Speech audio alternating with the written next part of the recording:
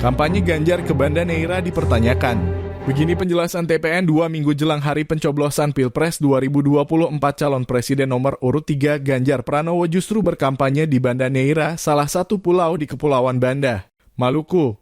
Aktivitas tersebut menjadi tanda tanya sebab tingkat elektoral di Banda Neira dibilang rendah jika dibandingkan wilayah Jawa. Namun Ganjar tetap bertandang dan menjadi capres pertama yang kampanye di Banda Neira.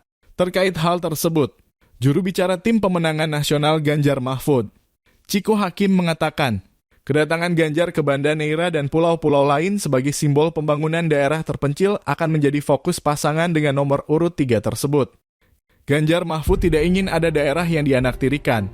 Apabila nanti Pak Ganjar dan Pak Mahfud terpilih menjadi presiden dan wakil presiden, daerah-daerah terpencil, terjauh dari ibu kota tetap akan menjadi fokus perhatian.